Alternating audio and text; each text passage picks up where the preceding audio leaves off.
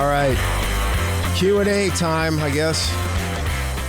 Q&A time. Happy Monday, guys. It is June 20th, 2022.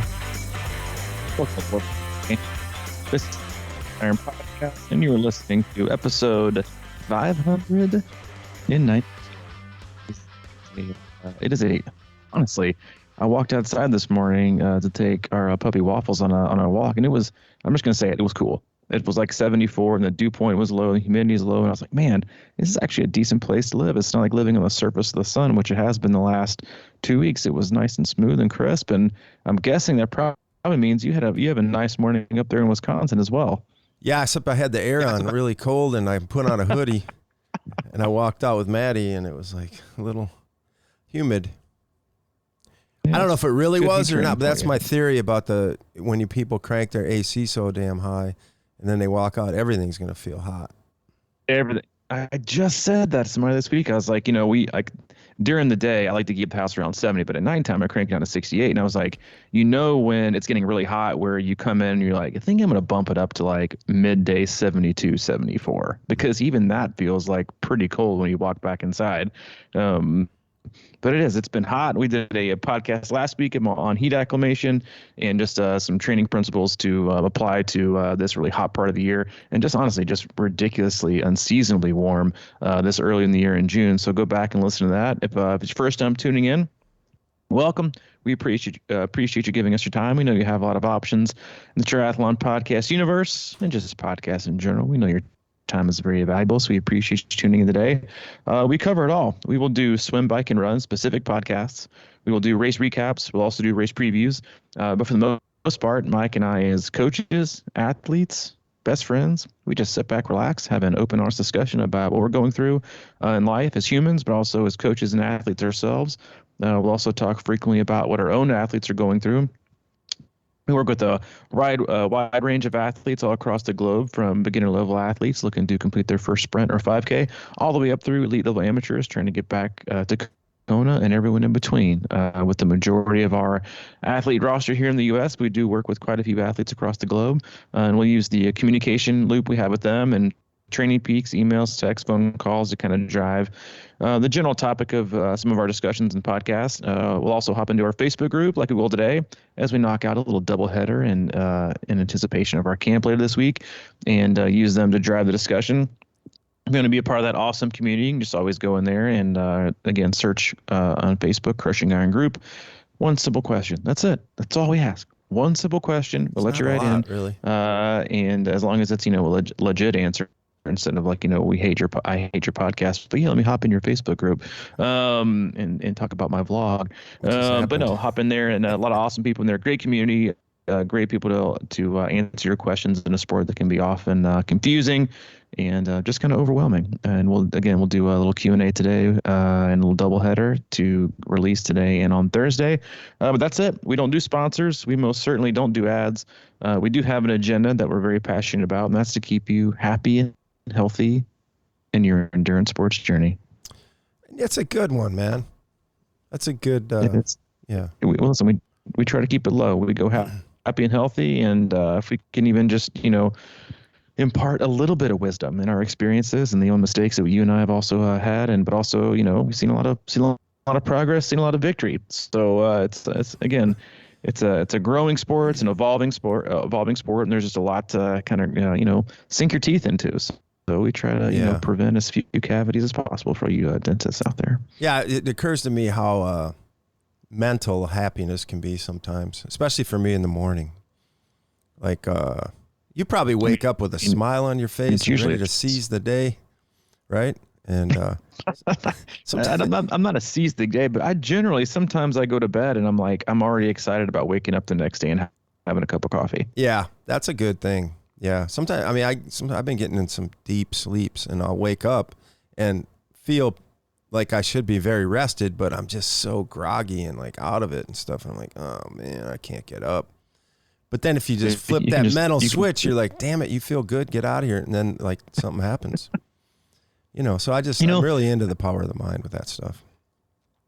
Yeah, well, listen, most of our attitude is a choice. regardless. And that's generally how you wake up and like choose to approach the day is, and it's weird that you said that because I thought about that this morning. I set my alarm, and I don't ever really set my alarm anymore unless we have like a training camp like we had this week, or have, something I've got to be up for. Cause I'm always up at 5, and there's really not much earlier I really want to get up, but I set my alarm earlier today. Ugh. And set it for 4:30 to get up because I had some work to do. Camp's a busy week for us. It's a short week. There's a lot of stuff for us to get accomplished. We got 2 podcasts on Monday, which is already, you and I's busiest day of the week, catching up from Training Peaks comments and emails and stuff from the weekend. And I woke up and it was early, and I definitely wish I could have kept sleeping, but I honestly felt like, hey, it was my choice to wake up at 4:30. And it kind of honestly put me off on the right foot in terms of like, I was kind of on the offensive. I chose to wake up. I set my alarm instead of like, you wake up and look at the clock and you're like, ugh, I don't want to be awake right now. Why am I awake? I think I'll just go ahead and get up. And you kind of just start the morning like on a, kind of on a negative vibe instead of being like, hey, I chose to get up. Here I am getting up, went out, took the dog, nobody outside. It was pitch black, got everything done, and worked him and put him back in his crate and was ready to get to work. I was like, man, I kind of feel like I'm already kind of ahead of the day a little bit. So listen, there's a lot of things we can do to help our own attitudes. But as I kind of said, and the weekly email sent out this morning, I said, having an attitude of gratitude is a lot better than just kind of being continuously whiny and moany and negative about everything in life. Because honestly, like, most of that's a choice. Yeah, we all have bad things that happen to us and things we could complain about or, that don't go our way. But some people just sit on those and kind of soak them in for all they're worth for not just minutes, but we're talking hours and days and weeks and some people years. And honestly, that's your choice. But you can just choose to wake up and have a good attitude, and then the more positive you are, the more positive things seem to get, and it's just has a kind of rolls like a little bit of a momentum. Yeah, it's like self-contagious.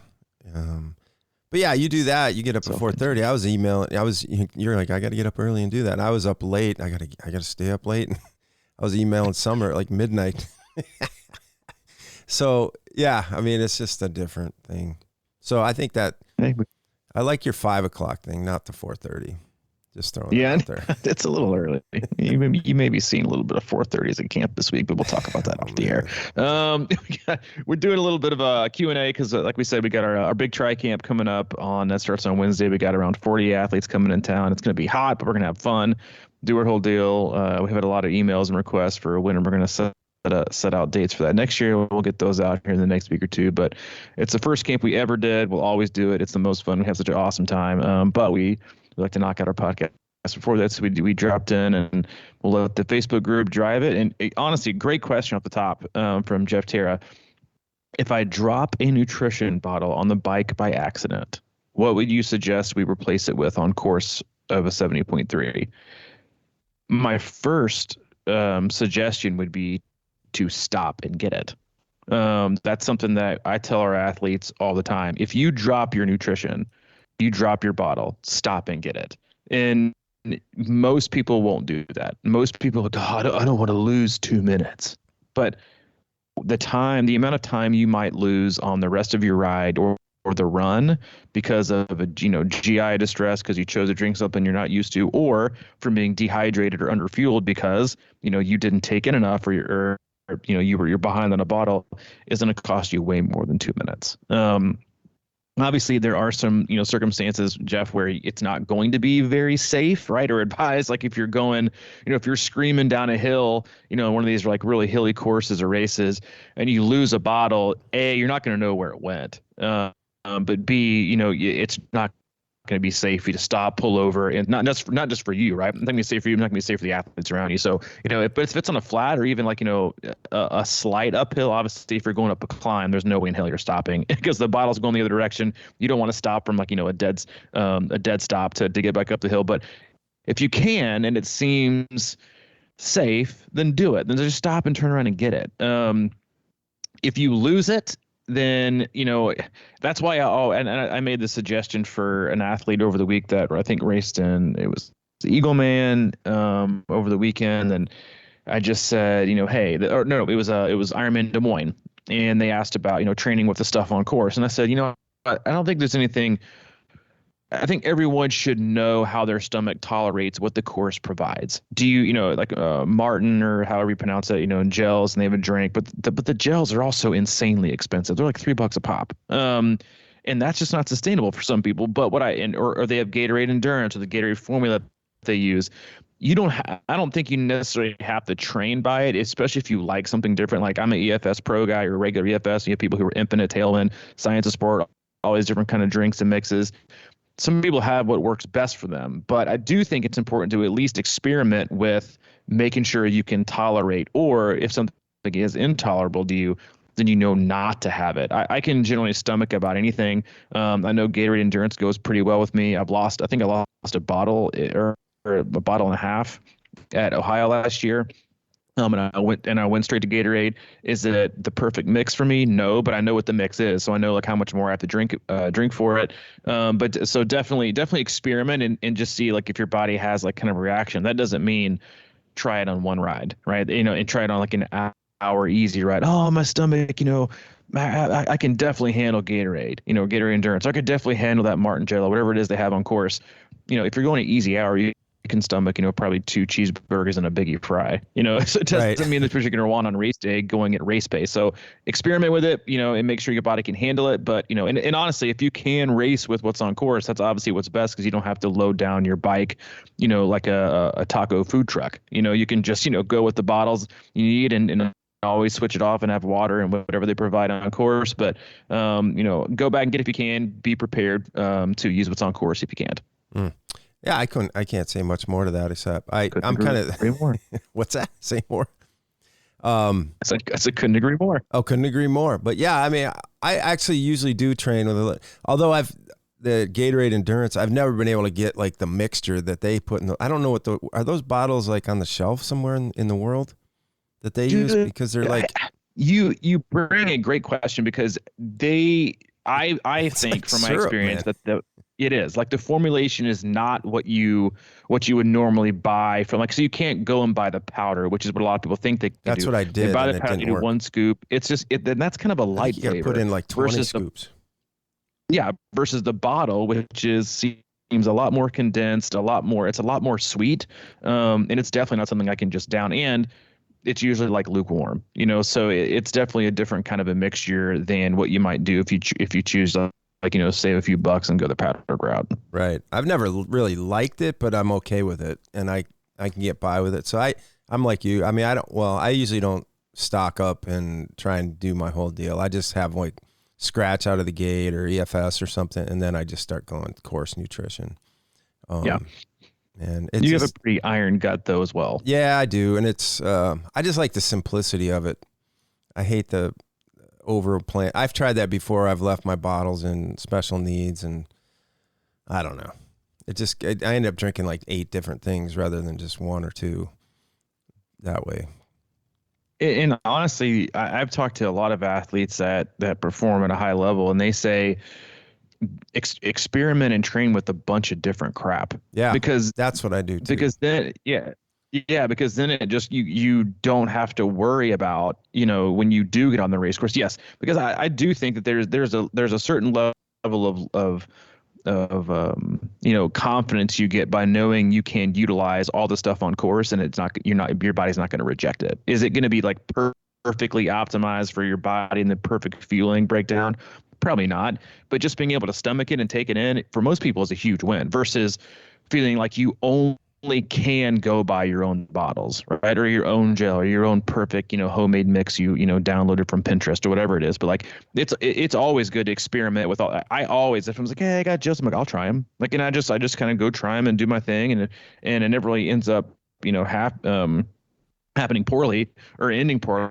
It's just, I try so many different things and so many different mixes, your body just kind of just it knows how to roll. Like it just, I'm used to this, and you kind of get that iron gut, which is a huge deal in the longer races you have. You tend to have like a stomach that can withstand things. So yeah, experiment different things, buy a bunch of samples, over over scoop it sometimes, under scoop it sometimes, and just kind of, I think it's good to kind of throw your body for kind of a challenge. Like, hey, can I stomach this much or this kind of thing? And throw some random stuff in there. And just, it might not seem like it's, the greatest way for performance, but on race day, like you said, if you lose a bottle or if you get things in special needs, or you leave the hotel room, without your bottles, you leave them in the fridge in the hotel room, and you walk there, you're screwed. Or you can be like, you know what, I'll be fine. I'll just stock up on some of these bottles in transition, and then, at the first aid station, make sure my bike's loaded up. And that's just the next level of, I think, confidence, or at least removing a level of stress in case something bad does happen. Yeah, there's nothing like being calm. What you say? Yeah, exactly. Nothing like, feeling more calm. Elise, long time listener, how's it going balancing Hayden in training? Have you figured out a race schedule for the future? Good luck, amigo. How is it going balancing Hayden and training?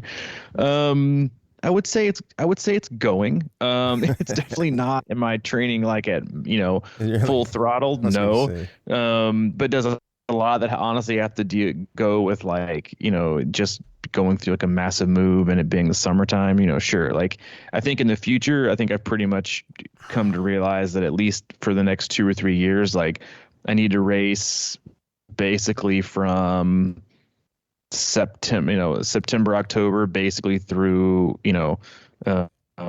November, and then like, take a little bit of break, and then maybe trying to get in a race in before school's out. Like that, I honestly think that's like going to be my recipe for success when he's in school, is to be able to get everything in I want. It's just, I can swim, I can ride and I can run right now. I've just been super busy with the move and getting settled in and just kind of getting in a groove in a new place, and also trying to be sensitive to making sure he's doing the things he wants to do and needs to as he kind of gets acclimated to a new place and new friends and new environment, and not being in school, which has its own challenges, especially for a first timer like him coming out of kindergarten. Freedom is a great thing, but lack of routine is not. And so that's been a challenge. But no, I think it'll be, just kind of one of those things that kind of goes, but yeah, swimming is the hardest because it takes the most time to go somewhere, and do it. Cycling and running, I have the time. I think I just got to make better use of my time. Once I kind of get things settled in. But yeah, it's probably going to be like early season race before school's out, for the year, and then basically not do much during, the summer. And just kind of tread water, run and ride probably, and then, ramp things back up swimming wise in September. But which is, that's a lot of people. That's a lot of parents. I think back in the day, people saying, racing in the summer is the best way to go. Super flexible. Then you're like, man, like, it makes things harder. There is no schedule. The parent, kids are not in school. They're not on a strict schedule. They got different camps, different sporting activities. And it's also really effing hot. It's really not like, it's not that fun. Like, he asked to go on a bike ride. He's been like a biking machine lately. And I think it was maybe Saturday. Yeah, Saturday he asked to go out on a bike ride at like 1. That's my boy. I was like, dude, I was like, it's 100. I was like, Mike would be proud. I was like, it's 105 feels like. I was like, it's hot, man. I don't know that this is necessarily the best thing for us. He's like, we'll just do a short one. I'm like, all right, man. Sure. All right. So I lathered him up in sunscreen. Like, he's got his own little bottle cage in his bike now. He's got some bike gloves and a new helmet. He's just rocking. He loves it. And I don't want to, I want him to keep, especially because he's just learning. I want him to keep exposing himself to it, and he's learning. I gotta tell you this is, no one else is going to care, but unless you listen to their podcast, but I have taught him the soft on your left. He's got his bell, but sometimes he can get a little aggressive with the bell. And because some people have their iPods in, like, and you don't know if they can hear you or not, or you got the one person on the greenway who decides to bring the leash that's 25 feet long, and you're like, what's the point? Just let him off the leash. It's actually probably more dangerous. Mm-hmm. But so as we're riding together, he and I'll pull up next to him, because sometimes he'll like try to like do tricks like in and out of these like lines, and I'm like, dude, don't get cocky, just kind of hold your line. He's almost run me off the road a few times. And I said, if you're going to come past me, you say on your left, because you don't know what I'm going to do and I don't know what you're going to do. So he has been practicing the soft on your left. He'll just say, like, on your left, pedal up next to me, and then he'll come up and look back, and he'll peel right in front of me. But yeah, he's not screaming it, and you'd be happy. You'd be very proud. He's using the soft on your left on the greenway. But we went out and we made it. I don't know. We made it a mile. Yeah, did the greenway, and we had already stopped 3 times, and he was like, "It's hot." And I was like, "Dude, I told you so. It's insanely hot. That's why I don't want to go out and do this right now." He was like, we got to go home. I was like, "Yeah, we do, because we're both frying right now." So then we get back, and then we stopped at least 2 more times, trying to get back, because it was hot. But it's been fun. I chose to yesterday morning. He and I both went out and rode before breakfast. He wanted to go ride bikes before breakfast. It was actually nice and cool. We got in 5 miles and just kind of riding together. I didn't do a run I wanted to do, but it was fun. It was Father's Day, and I enjoyed it, and it was a much cooler experience. I pedaled up next to him. We talked for a little bit, and real deep stuff, like, "Hey Dad, how many hours are in 2 weeks?" And I'm like, "Dude, what? I don't know how many. A lot. Like, there's a lot of hours in 2 weeks, and I don't really know why you need to know that right now, but that's the kind of stuff 5-year-olds asks." But no, training is going. It's just, not ideal, but that's okay. We make our own choices, and I think the most important thing is I'm at peace with it, in terms of where we are with life and with him and the things I'm choosing to do. I'm not choosing to do something with him and at the same time being resentful of my own training or my own goals, and we mentioned that, I think, maybe 2 or 3 podcasts ago, is that, we all make choices, and we all choose to, when we say no to one thing, we're saying yes to other things, and vice versa. When we say, like, yesterday morning, when I said yes to going on a ride with him, I was saying no to my own run for the day, and I was perfectly fine with that. And the morning before that, I went for a run, and he rode with me. He wanted to cut it short and take this different route, and my run was supposed to be like 30 minutes, and we ended up coming back in like 28. And I was okay with it, so it's just one of those, it's been very good for me, in terms of, and I don't think there's really such thing as being perfectly balanced. You just don't want to be too out of balance, because I always think there's going to be some things in life that's going to take priority, and the, the seesaw of balance and priority is kind of always ebb and flow, as long as it's not like, the pendulum isn't swinging all the way one way and then totally gone the next. And that's kind of where I'm at right now, just kind of hanging tough, and honestly just enjoying the moments that I can have with him, because it won't be long before he's like, I don't want to ride bikes with you. You're not cool. You're not cool enough, or you're not fast enough. And he'll be like going out with friends, man. And he's going to want a fucking electric scooter or something. Yeah. Just a quick point on that. I mean, we were talking about diet the other day, and you said you try to eat right 80% of the time, and then 20% you're like, whatever. And then my thought on that is this back to the beginning and how your mind can trick you or whatever. But, I've really been trying to get that way about, if I eat, it's really, moving around. I've been driving all over the place and just trying to keep up with things and going to the cottage and this and that and back and forth. And I haven't been eating that great, but I'm just really trying to give myself grace on that. And it feels fine. It's like, I think, if you're eating right mostly and you have crap a lot on the side, I just try to look at it as like, well, maybe it's not the cleanest, but it's still sort of fuel, so it's like, you know what I mean? When we crave, I think I was reading one of my fiction books, and the guy was talking about how this dude hadn't had any sleep, and he had to have a donut in the morning because his brain wasn't working right. There was no sugar and glucose in his body, and he had one. Then he was kind of alive again. He was ready for his meeting or whatever. It's like, that has to happen sometimes. And I think the guilt piece of that is what we get trapped in a lot of times. Mm-hmm. Totally agree. I mean, we all get it. I mean, like, everyone does, because you feel like you're not, you feel like there's something wrong with your ability to be motivated or unmotivated, and we always kind of go back to, I think I even mentioned this morning to someone. I was like, in order to be motivated, you have to have energy. Exactly. Right? And I think, and if you're not sleeping, or you're super stressed, or you've got, a million different irons in the fire, like, you only have a certain amount of energy, like to do, a few things right. It's kind of like watching we were watching the F1 race yesterday, and like they show like, let's just say there's like, 3 people on the leaderboard, and you kind of see the moves, the names like kind of move in and out from first to second to third, third to one to two. It's always kind of moving back and forth. That's very, very similar to how our life is with stress and priorities.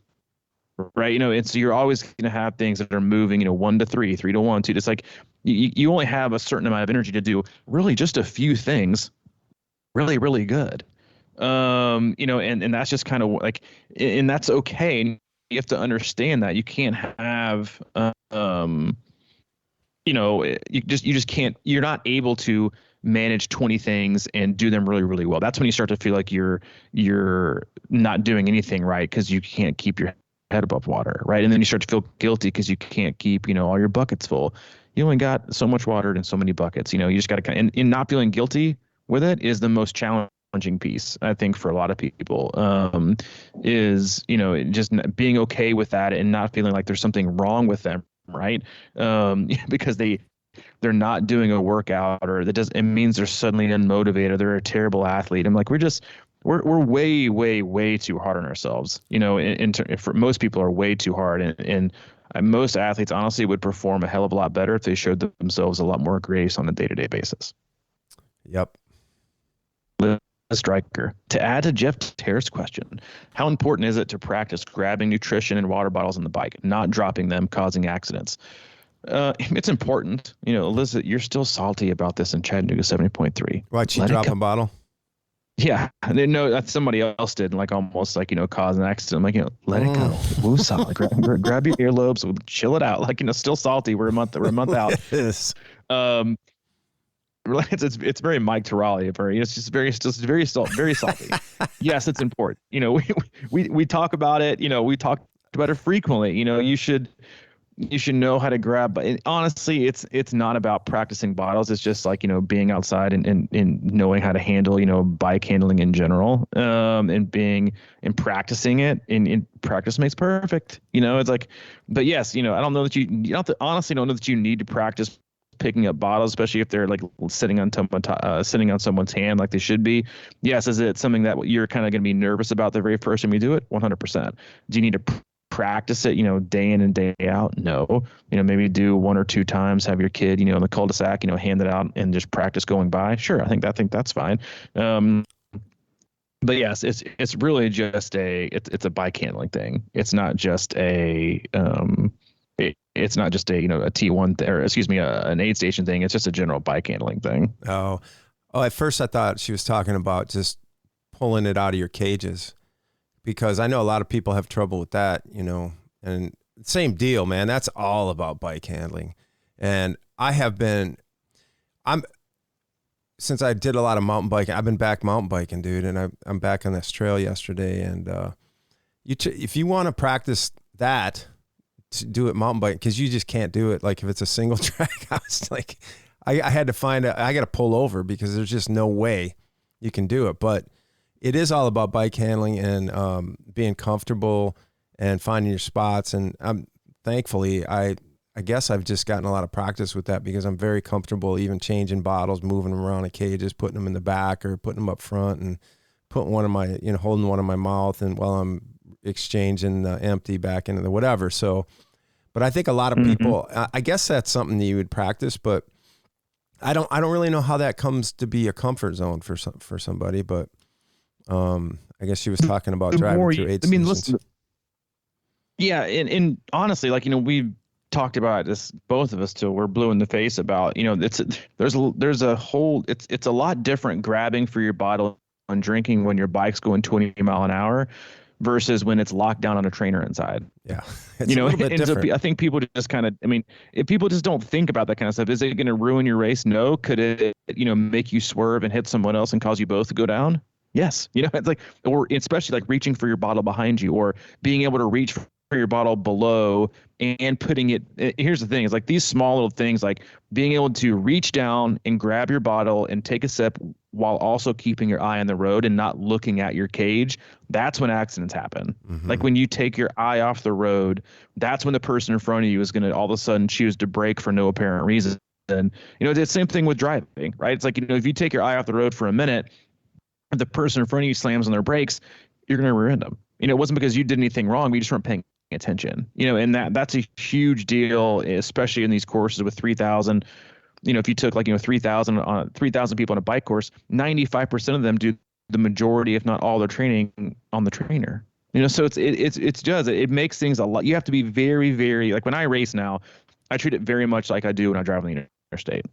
I'm not worried about me, but I'm sure so worried about you. Yeah. So I stay super vigilant, use my mirrors, I'm like all over the place. That's how you have to be when you ride, and that you have to be just very diligent. But yeah, you should practice it. It's not only is it going to make your you faster because you're not having to stop and coast, but it's going to make you a safer rider, and it's going to make everyone else have a better day. Mm-hmm. Here's the thing. It's like dribbling a basketball.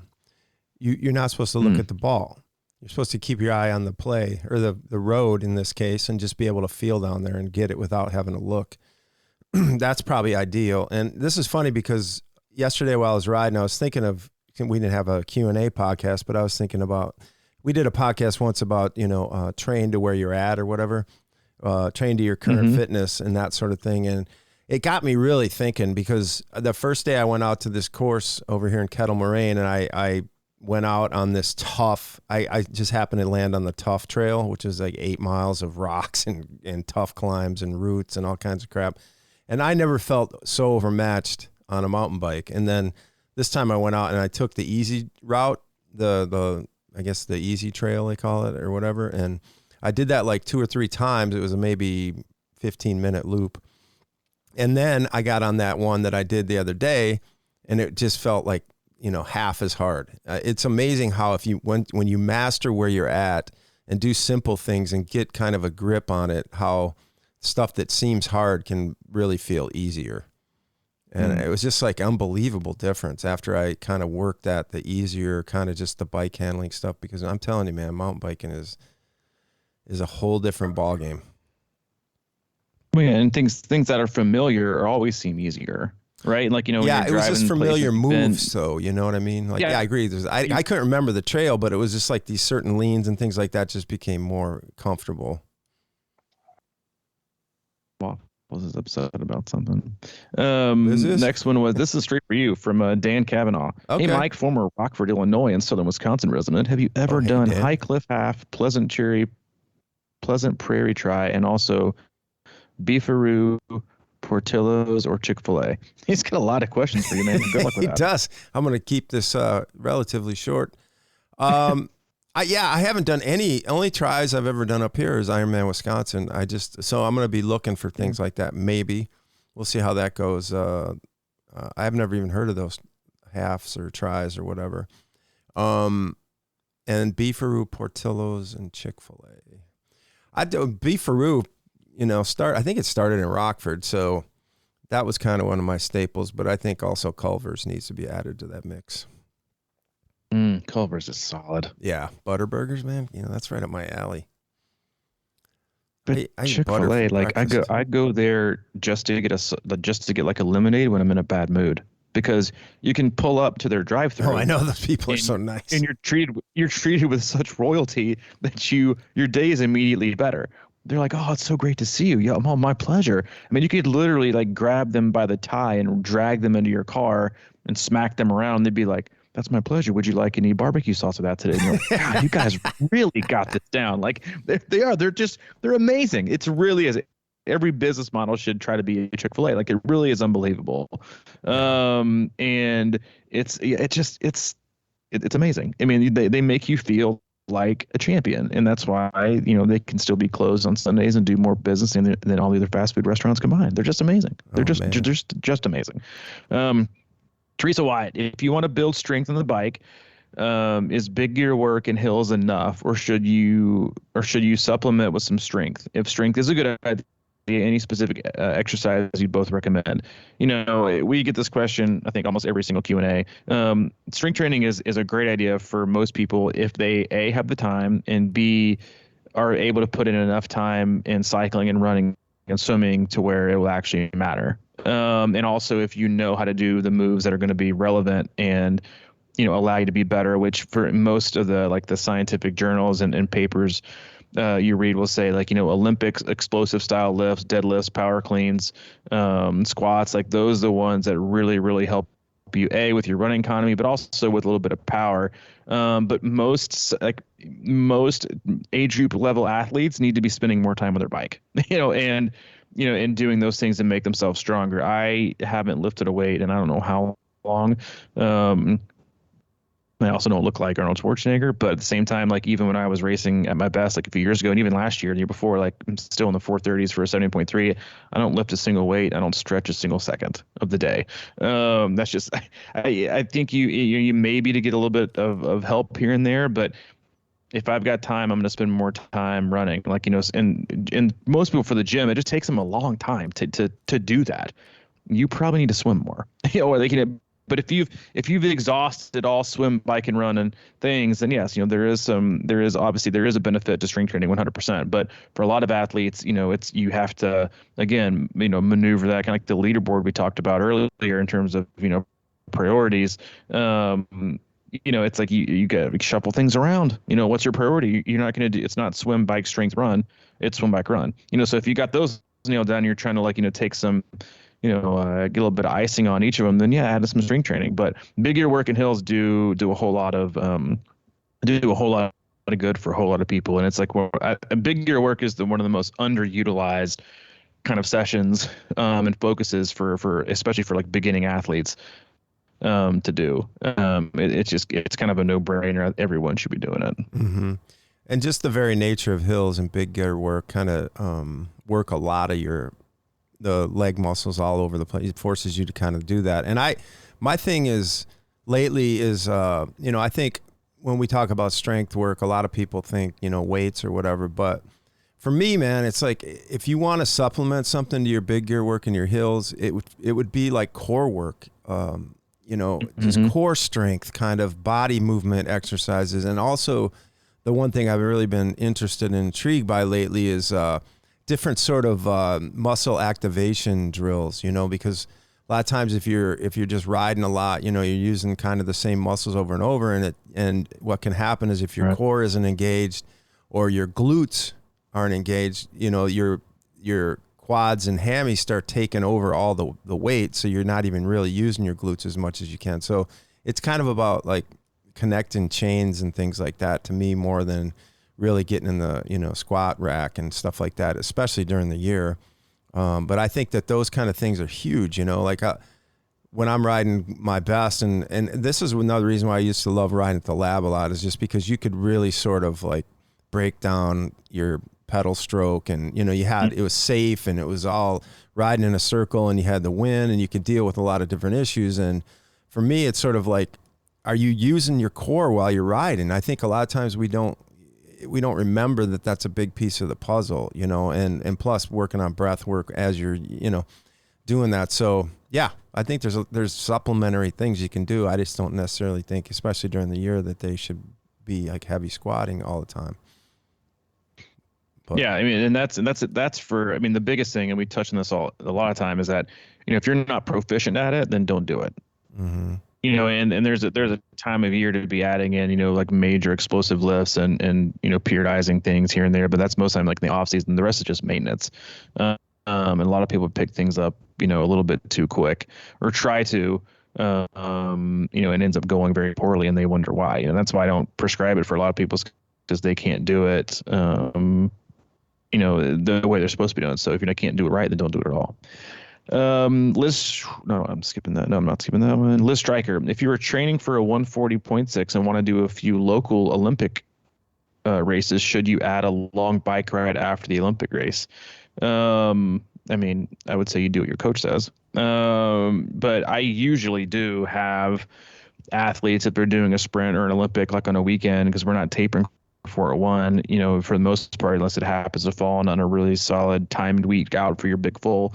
But, I almost always add in like, hey, head out later for, hour and a half, 2 hours, super easy spin to make sure you're getting in your volume, or like, a PM, like easy run, because weekends are a premium.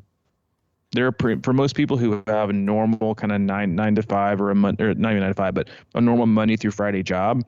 You can't get out for a long ride, and weekends are premium, and so you have to take advantage of the opportunity to get in long rides and long runs. And while doing Olympics and sprints are great, and it's a great time to dust the rust off, giving up those days, you have to be very, very, very selective. And while doing a sprint, doing Olympic probably sounds fun. You're probably getting itchy. You're probably getting antsy. You're ready to race. You want to do it. It sounds fun. Give me something to kind of, get my, focus back on. You're like, most people, you're giving up a day. You're giving up a day to get a long ride. And so ask yourself, do I have a day to give? Have I been super consistent? Am I where I need to be in my long rides? Can I skip a weekend and just do 2 hours easier? Can I flip flop things around? Can I, fit it in earlier in the week? It's always fun to race, but the when you do it is super important. And then always ask yourself, have I done enough long rides to give up one? And a lot of people, the answer is probably no. Doesn't mean you can't do it. You could do a sprint on a Sunday, or, a great layout is like if the Olympics on Sunday, then perfect. Then get your long ride in on Saturday. Don't taper. Don't give it away, because you're giving away 2 days, right? Do your long ride, 5.5, 6, or whatever it may be on a Saturday. Wake up the next day, burn rubber on your Olympic, and then later in the day, do a PM run. 45 minutes, 60 minutes. You did a 10K. Earlier in the day. You got your 6 miles in. You might do another 6 later. There's 12 miles, and you already swam hard. And biked hard. Good enough. Perfect. So yeah, there's great ways to do it, but you got to ask yourself about, the premium stuff, which for Ironman training is usually, the long run and the long ride. Mm-hmm. Yeah, I 100% agree with that. I do think there's a danger though, because I've done Olympics before and absolutely been wiped, so I think it's, and I've had that happen to a few guys lately in coaching. So I think it's just something you got to, kind of judge by how you raced and how it felt and things like that. And also you almost have to kind of plan it in, because if you're going to go out and just shred that Olympic and go for it and leave it out there, I don't know about, me, like I would have trouble, I think, bringing it back that day, but like certainly maybe the next, if it's a Saturday Olympic, which it seems like a lot of them are on Saturdays, then you can get out there Sunday for an easy ride or something like that. But even still, it just depends. I've done 70.3s and felt great the next day, and I've done Olympics and felt like ass. So it's like, I think you can't, sometimes having a race means celebrating afterwards too. So you got to be careful, because it's going to wear you down the next day. Exactly. All right, we'll do the last one for today, and we'll finish this off in podcast part 2. This is a great question, but pretty sure it's aimed at Mike. Cody James Meyer, what are your thoughts on intentionally using walking as part of your race plan? I always hear you guys knock on walking, but do you only knock on it because people are generally walking because they failed the logistics of their prep or their race plan? Yep. Go ahead. Well, infamous podcast 113. I'm going to do a podcast. My goodness.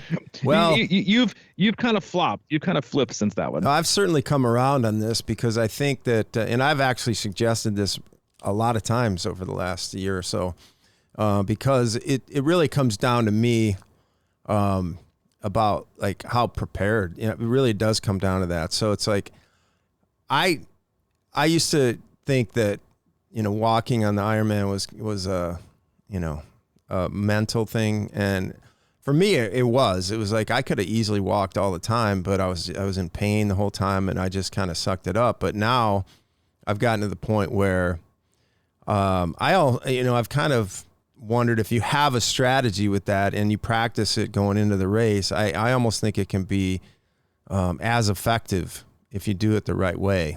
If you're talking about time, but a lot of people I want to run the whole race, and I'm like, more power to you, go for it. It's like, it's not easy, but, so yeah, I think it's a viable strategy, and especially if you haven't had a chance to get a ton of running in, because it makes a huge difference. Like right now, if I did a run walk, I could probably go out there and run almost forever. Maybe not today if it's hot, but I'm just saying those little breaks are really good for you mentally and physically. And it's for me, it's like, especially if I was thinking about this in retrospect about Louisville, because it's such a repetitive run stride. It's so flat, or it used to be, or a super flat course. I think it almost helps me, and it kind of goes back to what I was talking about earlier about triggering certain muscles and stuff. You get kind of looped into this repetitive usage of the certain muscles and don't get the other ones involved. And I think sometimes taking a little walk, it's almost amazing and we talked about this before, but like these little periods of in-race recovery and how much they can do for you. Because if you're just trying to slog along for 26 miles versus you break it up, and then every time, you know, you may walk a minute and run for 3, those 3-minute run sections are way better form and all kinds of other things, you know. It's like, it's sort of like when you talk about if you're going to use a pull buoy, you kind of use it at the end to hold your stroke up, because your everything's falling apart. It's better to keep good form. And if your form starts failing at mile 13 of the marathon and you're just trying to run with awful form the rest of the way, then I think sometimes that can be worse. Yeah, you know, I go back and forth on this, and I think it's a very, very, very relative question, right? In terms of, you know, what are your thoughts on intentionally using walking as part of your race plan? You know, do I think you should have a contingency, right? And know what it's like to have to walk, run. If you're at that level or not at a level where you think you can run the whole thing, then you need to know what that's like and how to pace it and how to do it. And what's a good interval, 8 to 2, 9 to 1, you know, walk the aid stations, you know, but at the same time, you know, you guys, we don't practice treading water in the swim. You guys don't practice coasting, right? Or walking your bike on the cycling portion. Why are we practicing walking for running the marathon? You know, I know it might sound like a little bit harsh, but that's the equivalent for some people. Is you're stopping what you want to do, which is you want to be running, because the goal is to get to the end the fastest possible, and running is always going to be the fastest option. And so, you know, again, but that's like, there's different levels and abilities and speeds and goals to every athlete that toes the line. Some people it's just a finish, and for that person, a run walk to them feels like their best opportunity to finish. And so I think there is like a threshold of time on the marathon an amount of time you plan to spend, you know, or overall time, you know, on for the distance itself, and what might be a quote unquote strategy. But I think if you're considering using a run walk plan, you're already confident you can't run the whole thing. And so if you can't run the whole thing, then the next best plan is, how do I get from mile 1 to mile 13.1 or mile 26.2 or mile, you know, 6.2, whatever it is, the quickest. And that's probably not a 2-mile run, 7-minute walk thing, right? It's probably a 9 to 1 or an 8 and 2. You know, in terms of what we mean by saying that, it's like, you know, 8-minute run, 2-minute walk, you know, or walk the aid station. So again, I think it's very, very relative. And some people are very successful, you know, by doing it. Do I by any means think that it's the, you know, only way to get, you know, to complete a race? No, I think you should train to run it, you know, not train to walk it. But again, if you think if you've already considering having to walk as part of your race, and you probably already know you can't run the whole thing, which is totally fine. Most people walk in a race of an Ironman, most than not. And so that might be part of your plan, you know, because the goal is to slow down the least. So if you already know you're going to slow down enough, right, to have to walk some, then it becomes, all right, am I going to walk 26 minutes of the marathon, or am I going to walk 80 minutes? There's a no-brainer, right? I'm going to walk 26. I'm going to do 9 to 1, whatever, whatever it is to get you to point A will be the fastest. And that is, I think, a piece of the strategy that only the athlete knows, right? By knowing where they are with their own fitness. And you see a lot of people be very successful for themselves doing it. And it's so whatever floats your own boat, float it. All right. I agree. Float it. We got a nice, we got another good question coming up. We'll pop on that one for the next one. We'll take a little break. Come back to you on Thursday. As always, we love you. We appreciate you. We love it when you guys pop in the Facebook group and help us out with a little Q&A and participate. We love to know what you guys are thinking. Hopefully we can be of service in answering a lot of those questions and help you out, that we don't have to, you know, hop on YouTube and scroll through 95 different people with 95 different answers. Not that we're the end all be all, but, you know, we've seen a lot, we've been through a lot, and we've been on the block, and most of our athletes have either gone through it or made the mistake or had the triumph. So we feel pretty experienced to do it and kind of dumb it down in a way that makes it simple and consumable. As always, go to our website, c26triathlon.com. It's our one-stop shop for all things coaching, camps, and community. If you're looking for a coach for the rest of the year, click on the coaches tab and find the one that fits right for you. As always, if you need anything from Mike, he's available, CrushingIron@gmail.com. And if you need anything from me specifically, you can reach me, c26coach@gmail.com. All right, buddy. Enjoyed it. I will talk to you soon, man. See you in about 5 minutes. See ya.